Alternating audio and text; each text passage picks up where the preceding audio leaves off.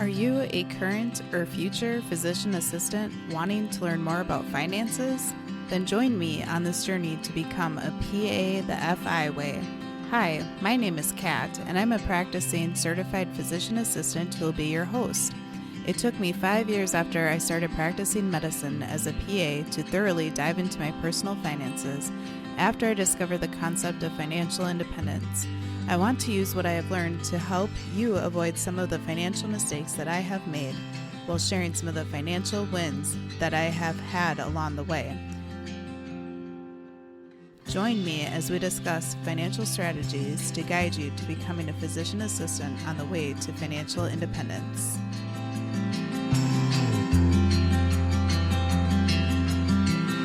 Welcome back, everyone, to the PA the FI Way podcast. I'm your host, Kat, and I'm really excited to talk about the concept of anti-networking today. Before I do that, a quick update. I recently returned from an extended trip in Hawaii. I spent part of my trip with some family and then part of my trip with other family over there. And I was able to visit 3 different islands over there. My husband and I, we had been to Hawaii on our honeymoon. We went to Maui and Kauai at the time. And then for this trip, started at Big Island, went to Oahu, and then also Maui at the end too. And it was a really great time to thaw from the Minnesota winter, so back to being a little bit frozen here. Part of the reason why I was able to take that extended time away was because of my telepsych role that I have as a PA.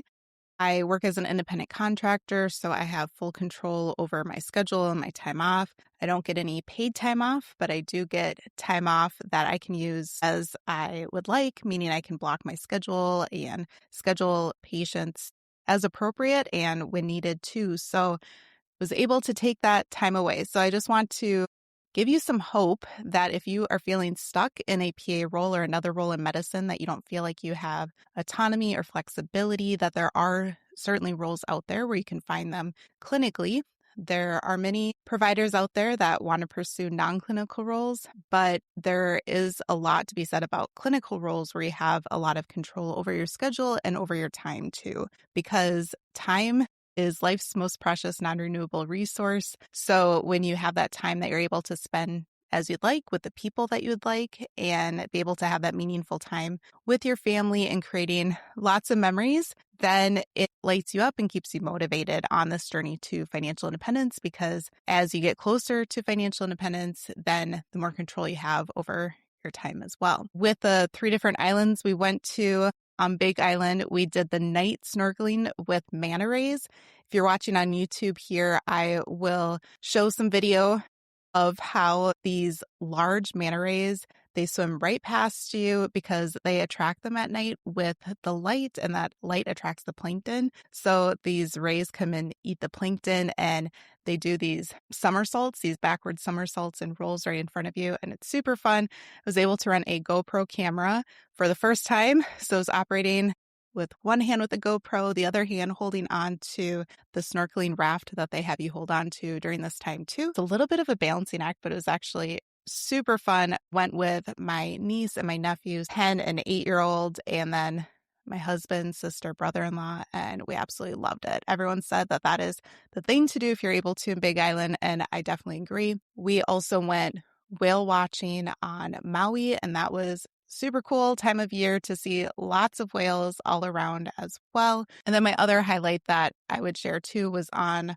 Oahu, hiked Diamond Head with my aunt, and that was beautiful view. We were able to see Waikiki Beach from up there and Honolulu, and it's just a really interesting, unique hike where you start the hike in a crater of a volcano. Then on Big Island as well, we visited Volcanoes National Park. We did not see the actual eruption, unfortunately, of the volcano. We saw the steaming part of it, which was interesting, and then did another hike where we hiked into a crater of a volcano there as well, in addition to hiking through a lava tube, which is really interesting also. So we really enjoy visiting national parks, spending time in nature, seeing all the wildlife, and again, thawing this time of year too. Now that we're back in Minnesota, I'm sure there'll be some ice fishing around the corner this time of year, with a few different trips planned with family too. So we will go from one extreme to the other.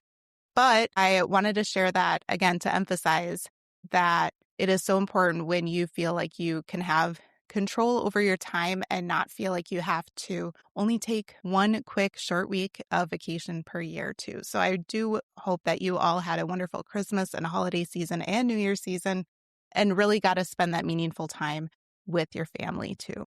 If you're catching this on YouTube, I encourage you to put in the comments, have you done any of those things in Hawaii? Which of your islands are your favorite? And what was your favorite thing that you've done in Hawaii too? Transitioning into the topic for today's episode, it is inspired by a part of this book called The 5 Types of Wealth by Sahil Bloom. And I have been a really slow reader in recent years, so I'm only halfway through the book, but I am also on his newsletter. So I received this newsletter over a year ago, I believe almost 2 years ago now, that had this concepts in here. And I've been thinking about doing a podcast episode for a while now. And I recently read about this section in this book. So I will include a link to this book in the show notes that if you'd like to order it or listen to the audiobook, you have that link for you. You can order it on Amazon if you'd like. But it's a really interesting book. And the 5 types of wealth, again, talk about time wealth, where that is one of the most influential and meaningful types of wealth too. I just talked a little bit about time wealth. And this anti-networking part that I'm going to talk about is about social wealth. So that's the second type of wealth. The third type is mental wealth, physical wealth, and financial wealth. All the different types of wealth and health that I like to talk about on this show too. So again, it's a really interesting book so far. The part that I just wrapped up is social wealth. And anti-networking has 4 core principles that I want to review with you today. The reason why I believe all PAs, NPs, physicians, therapists, OTs, PTs, all of the providers out there can benefit from this information has to do with thinking about when are you networking. A huge time I'm networking is during CME conferences. And with being an introvert, I don't naturally to loving networking. However, in recent years, I have come to enjoy that part of conferences as honestly one of my favorite parts of CME conferences. Absolutely, it's important that you attend CME conferences, that you feel like you're getting value out of the CME. You are learning information, you're learning about new medications, you are learning about information that's pertinent to your specialty, or maybe if you're switching specialties, the information there as well. So CME conferences have a lot of value. But networking, again, is one of my favorites, especially with the AAPA conference, the National PA Conference. I am planning on attending it again coming up in May. So a few months from now, I am helping out with a couple of roundtables, some workshops for new grads, which I'm really looking forward to. So if you are going to the AAPA conference, reach out and we can connect. And then also local conferences. So I go to some MAPA conferences. I have also done psychiatry, mental health conferences too. So there are tons of CME conferences out there. Find ones that you enjoy going to and don't just sit there and listen to the conference, but really connect with those other healthcare professionals around you. And many of those connections can lead to potential jobs for you in the future too, or even having colleagues or connections that you can reach out to for different questions. I have some colleagues that are in different specialties, and sometimes we will text different questions back and forth too. So there is a lot of value to attending those conferences. But let's talk about anti-networking. Again, networking can have connotations, meaning that you feel like you have to go and impress people. That's often something that people can feel that pressure to feel, where they feel like they have to go make an impression, go be one of the most impressive or charismatic people in the room when they are going to places. And for my fellow introverts out there, that is not something that sounds appealing to us whatsoever. And for a lot of people, even the extroverts that enjoy connecting and enjoy talking everyone's ear off, love you, my extroverted friends, those people, they can even still feel like sometimes people can have that like sleazy salesman feel about networking, right? And truly, you don't want to just go out there and try to talk someone's ear off or impress them, right? So let's talk about the 4 principles about anti-networking. And I love this concept because it really helps you network better. It helps you network more meaningful and true to yourself, but also so that you're adding value and being intentional and caring and serving those around you too. The first anti-networking principle is to find value-aligned rooms. What in the world does that mean, Kat? Well, it means that once you figure out what your values are, what you prioritize in your life, figure out where other people who have those same values and same priorities would spend their time. For example, very obvious one is if you are a PA going to a national PA conference or a state PA conference, you will find other fellow PAs there. You both will have the values of being a PA. You will understand the profession. You will understand the role. You will have that mutual understanding, that mutual respect. So it's very easy to meet other PAs at those PA conferences. If you also value fitness, perhaps you join a gym. Maybe you attend some classes at the gym and can meet other people there. If you value art or creativity, maybe you go to galleries or museums or even events where you're creating art and meet other artists there too. So think about not only what you value, but also the things that you enjoy doing, the hobbies that you enjoy doing, and put yourself physically into those rooms. Those rooms could also be virtual rooms if you join spaces online, communities, groups. But I also encourage you to try to take those virtual meetups out into the real world. I've been messaging with another Minnesota PA through social media. Shout out for Kate, you know who you are. And we've been talking about potentially meeting up in person. We are both into the financial independence community and connected through social media and through the podcast and things like that too, but we haven't met up yet. So we are trying to schedule a time to meet up, right? So again, take it out of social media and meet people physically and have that connection, have that time where you guys are meeting and talking about the things that you value, the experiences you value, the hobbies that you value too. The second anti-networking principle is to ask engaging questions. Again, those of us who don't love to network or have this preconceived notion about what networking is in our minds, we tend to feel like we need to have this pressure on ourselves. But with this principle, you are asking the person you're talking to engaging questions about them, and it helps you take the pressure off of yourself and focus it on them. That is truly how you build connections, how you make them actually feel more impressed about you because they feel comfortable talking to you. You are not just being a show off or talking all about yourself, making the conversation about yourself. So when you meet someone at a networking event, instead of talking and spending so much time about yourself or what you've done recently or your ambitions, switch it around and ask them questions. You can start by introducing yourself, smiling, take the pressure off of you, and ask them, hey, what is your connection to this event or this person? If you're at a wedding or something like that, what is your connection here? Meaning, what drew them to the event? That could help you find some solid mutual ground, perhaps, or have more things to talk about at that point. Next, ask them a question. What are they most excited about currently? Again, these questions aren't even asking them, hey, what do you do? What do you do for work, right?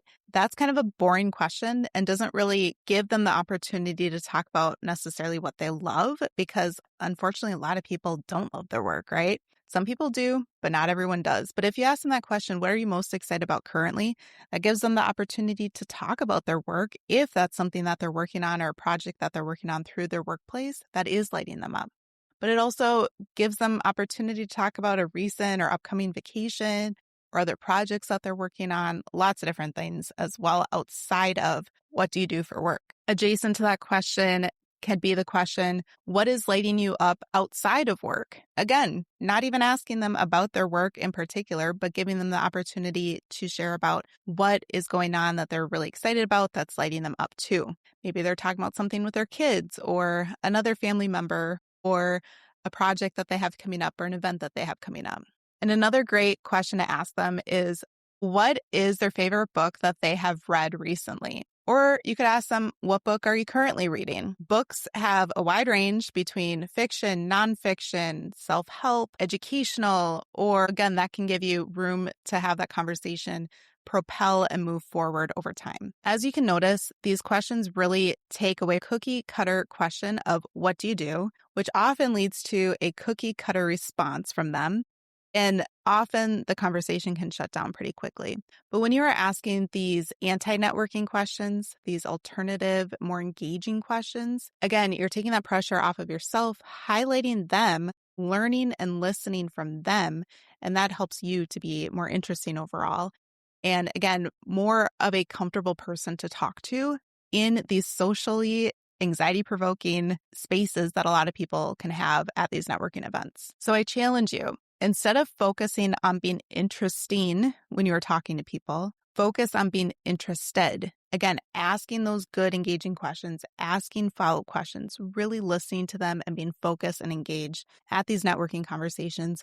Make sure your body language portrays that you're focused and having that conversation with them. Looking them at their face overall, not constantly looking over their shoulder, trying to connect with someone else, or shifting your body language and not facing them, because those subtle body cues imply to the person that you really aren't engaged in the conversation and that you're trying to escape or exit and talk to someone else or go to another group of people. The third anti-networking principle is to become a level 2 and level 3 listener. Besides the body language component that I just touched on, it's also important that when you're listening, you are listening more deeply than listening superficially. So most people, when they listen at a level 1 listening skill. And level 1 is when you are focused on me, meaning how do I fit into this conversation that the person is talking to me about? Meaning, what am I going to say next? It's when will my turn be to speak? What am I going to respond with? What am I going to say to sound interesting to this person? That is, again, a very superficial way of communicating. Level 2 is when you are listening through the lens of you, meaning the person you're talking with. You are listening how they are doing. You are paying attention to what they are saying, not focus on how you're going to respond, but again, letting them speak and listening intently to what they have to say. And then level 3 is us, meaning how do I and the person I'm talking to fit together? You're listening to how the person that you're talking with has underlying layers and how those layers work into the map of their life, but also potentially your life or maybe people that you know too. And you're not just listening to hear what they're saying, but you're also listening to further understand the deeper layers too. And again, level 2 and level 3 levels of listening, those are really great skills to develop even with our patients too, right? So many of us know that if you are only listening at a level 1, you could miss much of what the patient is trying to say or what their underlying fears or worries or concerns are. And when you take it a step further and listen level 2, level 3, and you show that you're actively listening, meaning that you are asking clarification questions, you're repeating back to them, you are showing that engaged body language, then that makes the patient more comfortable, or that makes your PA colleague or new friend that you met at the conference more comfortable talking with you and able to open up a little bit further as well. And the information that you are gathering in these first few steps lead you to the final step, the final core principle, number 4, which is to use creative follow-ups when you are anti-networking with someone. Many people, when they are networking with someone, they end the conversation, they never see them again, they never talk to them again, except for maybe next year at a conference too when they run into them. Instead, anti-networking encourages you to use the information that you gathered and really store it, not only mentally, but you could also do it physically or digitally. So some people will write it down in a small notebook to help them remember. Some people will take notes in the notes section of their phone. I certainly have done that, especially with people that I want to follow up with from an AAPA conference that I want to host on my podcast as a guest. I will include their name, their contact information, but the conversation that we had and the topic or topics that I want to talk about when they're on my show in the future too, because you're often meeting a lot of people at these conferences. So it's important to keep the information straight and really remind your future self what you talked about that was really interesting, that you feel as though is part of their story that many other listeners or watchers of the show can benefit from too if they were to share their story in the future. So keep track of the information that you gathered and then When you are ending the conversation too, before, again, you keep track of it afterwards. You don't write down in the notebook during the conversation what they're telling you. But before you end the conversation, don't feel pressured like you have to keep this conversation going forever. You can smile and say, "Thanks so much. It was so great to meet you. I hope to see you again soon." That is a very great way to wrap up the conversation. It's very neutral. It lets you have a way out if you are ready to end the conversation. You don't have to feel pressure to carry on this conversation for 20 minutes or an hour if it has run its course. So once the conversation has run its course, once you've logged and kept track of the important information that you've gleaned from that conversation, if you want to follow up with someone, if you want to show them gratitude for having a conversation, or maybe have them introduce you to someone else that they know, or that you want to connect them with someone else that you know, you can reach out to them. Maybe you exchange contact information such as an email address or cell phone number for a text. Those are very commonly exchanged, or even social media handles. Maybe you connect on LinkedIn. Lots of ways to connect with people. You can see if they have a preference as well. And then a unique way of following up with them is sending them a book. You could send them one of your favorite books that you've been reading, or a book that reminded you of the conversation that the two of you had. Maybe you mentioned your favorite book that you're currently reading or recently read, and they haven't heard of it, and you send them a copy of it. Books are usually $20 or less, and again, can be a very cost-effective way of portraying your gratitude and have a meaningful gift from someone that doesn't cost you a lot. And you could mail it to them, or you could send them a digital copy if you have access to a digital copy too.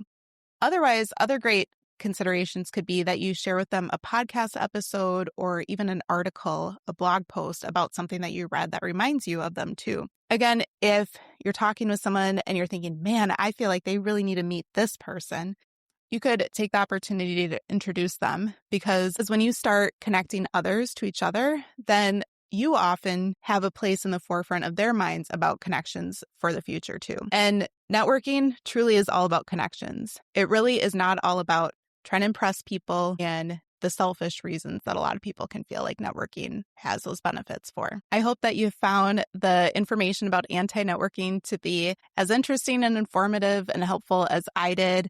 And I hope that you practice this information and carry it forward with you for upcoming conferences or other networking situations, even social events like weddings or church services or anything else coming up that you have too. And a reminder about why building your social wealth and social health is so important. It's because that it helps you have better physical and mental health for the future, helps you live longer. People often have fewer chronic medical conditions too when they have social health, and they often tend to be happier over the years too. So don't ignore those social connections. Make sure that you are fostering them and creating new ones as appropriate too. If you found this information helpful, it would mean so much if you were to subscribe to the channel and podcast, leave a review wherever you're listening to this on, and share with your colleagues, with your family, with your friends, anyone that you feel like could benefit from this information. I appreciate you taking the time to listen, and I'll see you back here soon.